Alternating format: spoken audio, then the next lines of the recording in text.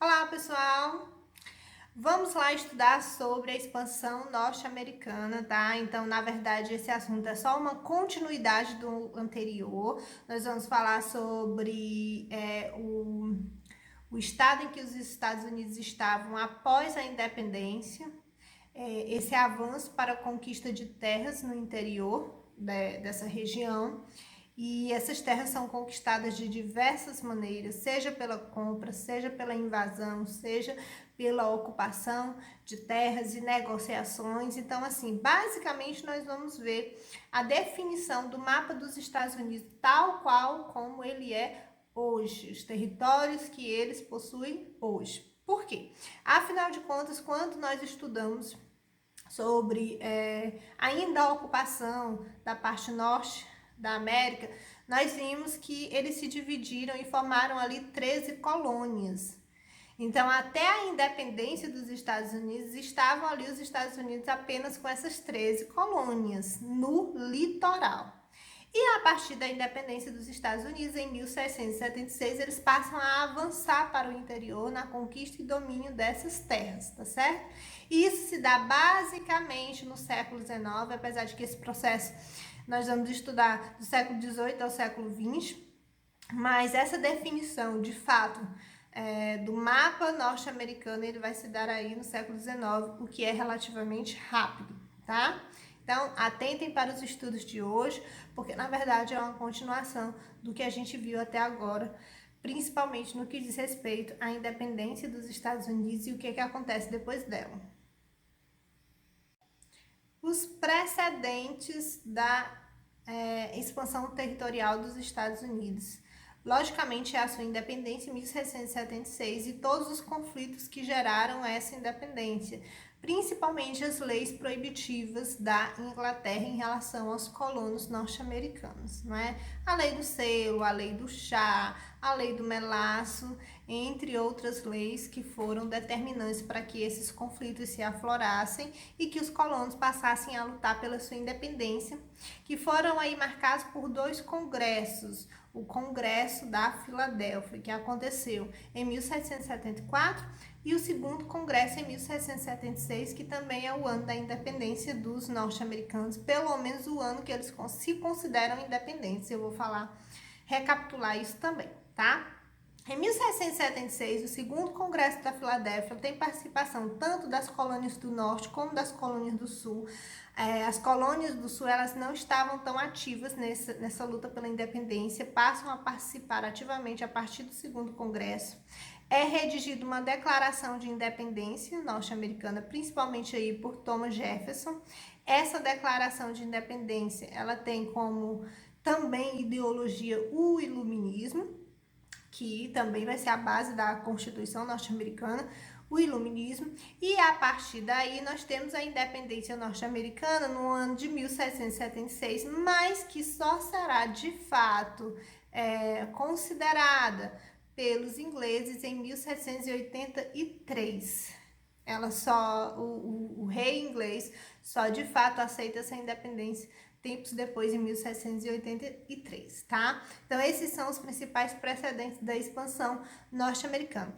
Após isso, problema resolvido com a coroa inglesa, independência confirmada depois de 1783, os colonos passam a serem motivados à conquista de novos territórios, sair do litoral e dominar regiões do interior. E nós vamos ver isso passo a passo aqui nesse vídeo. A Marcha para o Oeste é o nome, na verdade, desse conteúdo, em que vai tratar sobre a expansão territorial dos colonos norte-americanos, que vão se distanciar aí do litoral das colônias que ficam no litoral das 13 colônias e vão gradativamente dominando territórios que ficam na região oeste. Entre outras coisas de que nós vamos tratar aqui, compra de territórios, negociação com outros países ou simplesmente ocupação de regiões, nós precisamos falar sobre os índios que tinham, na verdade, como um dos obstáculos desses colonos, as tribos indígenas, os nativos que estavam localizados no interior dos Estados Unidos, que foram também gradativamente sendo eximados. Não existe uma história diferente para ser contada em relação aos nativos da América, pessoal. Os nativos americanos, independente da colonização que vieram a sofrer, seja a colonização portuguesa, espanhola ou inglesa, a história basicamente é a mesma. Houveram extinção desses nativos. Nossos nativos, eles foram extintos. Alguns se adaptaram, como foi o caso ali dos norte-americanos, da região norte-americana. Realmente, alguns nativos, alguns indígenas, sim, se adaptaram, conviveram, como isso acontece em todas as regiões da América. Alguns se isolaram em áreas que depois foram consideradas áreas de reserva, para que fossem ocupadas só pelos indígenas, mas na verdade nós temos essa história em todas as situações em que estudamos sobre colonização da América, seja na América do Norte, na América Central ou na América do Sul. Quais foram os meios usados para a conquista desses territórios, de novos territórios com a expansão norte-americana? Nós vamos falar sobre cada um e vamos começar falando sobre confrontos e conflitos armados com mais violência e a expulsão gradativa dos indígenas. Esses confrontos, eles se deram principalmente na região do México, tá? E especificamente aí na região que nós chamamos de Texas, que estava localizada no México, pertencia ao México e que foi incorporada pelos Estados Unidos. Então vamos falar um pouquinho do Texas. O Texas, na verdade, ele já havia se declarado independente do México, o que irritou profundamente os mexicanos durante ainda a Guerra de Independência dos norte-americanos com os ingleses. Então, os fazendeiros que estavam localizados nessa região do Texas se declararam independentes do México, mas sem nenhuma relação, pelo menos até o momento, com os norte-americanos. E passaram por volta de 10 anos independentes, até que aceitaram ser anexados pelos americanos, pelos norte-americanos, e isso se dá através de muito conflito, porque os mexicanos não aceitam. Então, aí está o conflito armado. Depois de tantos conflitos, em 1845, há um decreto, um acordo chamado de Guadalupe, Acordo de Guadalupe, em 1845, em que não só os norte-americanos ficariam com a região do Texas, como ficariam com outras regiões, como Califórnia, Nevada, etc. Mas teriam que pagar um determinado valor ao México, e isso girou em torno de 15 milhões de dólares, que eles pagariam ao México por essas regiões, por ocupar e dominar essas regiões. A questão dos indígenas está aí no que eu já falei para vocês, não é diferente das outras histórias que nós temos em relação à colonização.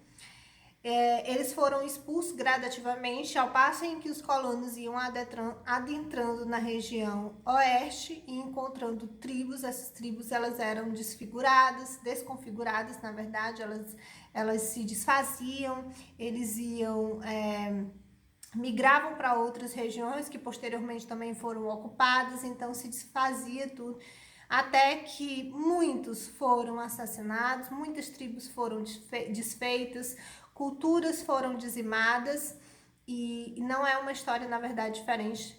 Muito pelo contrário, a história se repete também nos Estados Unidos. Os Estados Unidos também conseguiram muitos territórios através de compra e de negociações diplomáticas. Compra, por exemplo, nós temos aí a Louisiana, que pertenciam aos franceses, e na verdade os colonos norte-americanos, eles tinham uma boa relação com os franceses, tanto que a França vai participar aí da Guerra de Independência, ajudando os americanos a se tornarem independentes da Inglaterra. E França, que já tinha territórios nessa região, acaba vendendo esses territórios, que é o caso da Louisiana. Oregon, os americanos conseguem através de uma relação diplomática com os ingleses, com a Inglaterra, que tinha ocupado e dominado essa região. Flórida, eles também compram essa região dos espanhóis. Então, há de fato essa iniciativa em agregar territórios também através de compra e de negociações. O que motivava, na verdade, essa expansão territorial com tanta eficiência e, de certa forma, com tanta pressa? Porque todos estavam motivados a isso e usando de todos os meios, seja através de conflitos, seja através de negociações. Existiu na época a propagação de basicamente uma ideologia chamada Destino Manifesto, que dizia que os colonos deveriam dominar essa região porque isso era a vontade de Deus. E aí nós temos a base, na verdade, do imperialismo, que é justificado pelos norte-americanos. Tudo começa aí. Os norte-americanos, eles se sentiam muito ligados, que isso era uma questão, inclusive, divina, de que eles teriam a obrigação de se expandir, de dominar essa região, porque essa era a vontade de Deus. Então, aí foi o trabalho do Destino Manifesto que vai justificar todo esse processo de propagação, de expansão territorial dos norte-americanos, principalmente no século XIX. Observem no mapa aí o desenrolar dessa expansão territorial, que na verdade configura o mapa dos Estados Unidos, desde as 13 colônias que fica ali no litoral, na região leste mesmo, e essa expansão gradativa para o oeste, a compra da Louisiana dos franceses, assim como a compra do território que pertencia à Espanha, essa negociação que é feita com os ingleses e esse conflito que vai aí agregar, beneficiar os norte-americanos com a região do Texas e outras regiões que pertenciam ao México. Em 1872, John Guest, esse pintor, vai pintar um quadro que vai ficar muito famoso durante esse processo de expansão territorial, que é chamado de Progresso Americano. Esse quadro nada mais vai fazer do que legitimar, tornar justificável a dominação desses territórios da região oeste, principalmente dando embasamento para o Destino Manifesto, de que fato é necessário e que isso está além de uma questão econômica, além de uma questão política, mas na verdade isso é uma vontade divina. O que a gente pode analisar a partir do quadro de uma forma mais detalhada? Essa mulher destacada no quadro, ela representa o progresso, como vocês podem observar. Tudo, se a gente olhar mais detalhadamente, tudo que fica atrás dessa mulher está iluminado, muito claro. E tudo que ainda está à frente dessa mulher, que é a região oeste, ainda está mais obscuro, porque na verdade eles levavam a civilização de fato, o progresso. A mulher que representa o progresso está guiando os colonos norte-americanos que vão seguindo a mulher. Se vocês observarem muito mais detalhadamente, vão perceber que alguns índios estão fugindo, alguns indígenas estão fugindo. Então, assim, e se observarem, vocês vão perceber que ela segura duas coisas importantes, dois objetos, que é um fio e um livro. Então, esse fio representa, na verdade, a civilização, o progresso, a tecnologia, e o livro também a civilização, a educação, aquilo que pode ser trazido a partir dessa colonização norte-americana, porque, de fato, eles precisavam colonizar, ocupar essas terras, dominar essas terras, porque isso era uma questão, além de tudo, divina, como vocês podem perceber pelo manifesto e pelo quadro aí de John Guest.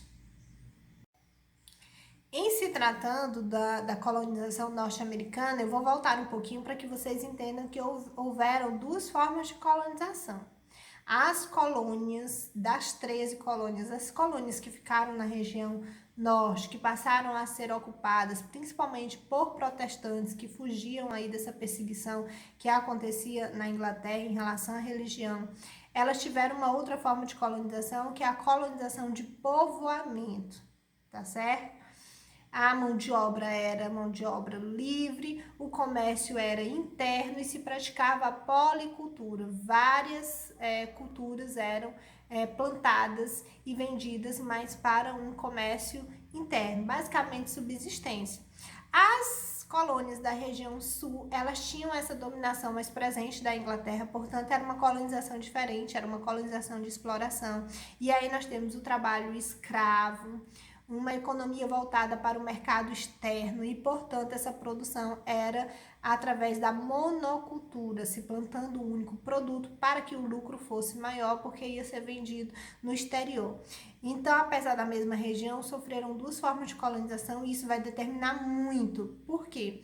Porque em uma outra aula nós vamos falar sobre essa guerra civil americana, a guerra de secessão, que nós vamos falar sobre essas principais diferenças entre as colônias do norte e as colônias do sul, região norte e sul, em que vão entrar em um conflito e que esse conflito vai gerar significativas transformações nessa região.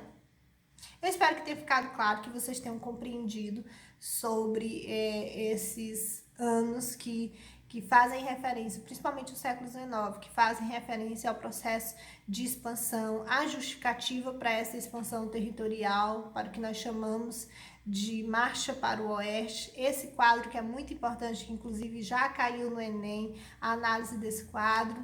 Então, que fique claro que a gente continue esse estudo a respeito dos Estados Unidos.